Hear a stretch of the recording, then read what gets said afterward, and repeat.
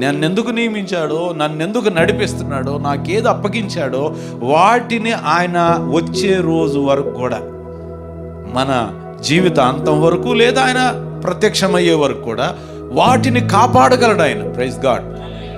So God providential care is there upon you.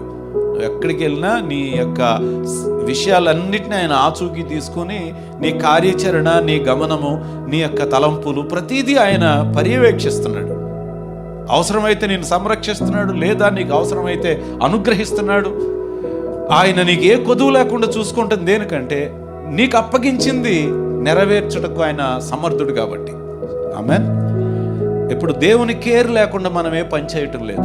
మన జీవితంలో మన ముందున్నటువంటి పందెంలో మనం బలహీన పడొద్దని ఈ మాటలు మరి జీవితంలో బహుభయంకరమైన, క్రీస్తుతో అంటే ఆయనతో పోల్చదగినవి కాదు, కానీ నేను క్రీస్తుతో కూడా సిలువేయబడ్డాను అన్నాడు.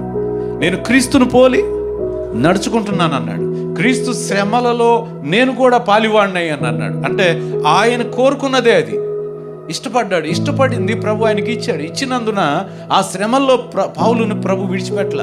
కొరింథులు అంటున్నాడు, నువ్వు భయపడక్కర్లేదు, ఈ పట్టణం నీకు అనుకూలంగా లేదని నువ్వు అనుకుంటున్నావు, నువ్వు ఇక్కడే ఉండు, ఇక్కడే నిలబడు, ఇక్కడే మాట్లాడు, ఎందుకని నేను మాట్లాడిస్తాను. మీకు పరిస్థితులు ఏదో అనిపించవచ్చు, కానీ దేవుడు తన యొక్క స్వాధీనంలో సమస్తాన్ని నడిపించగలడు కనుక అక్కడే మనకు కుదరదన్న చోటే ఆయన సమస్తాన్ని మన కోసం చేయగలడు, కార్యం జరిగించగలడు. ఆమేన్.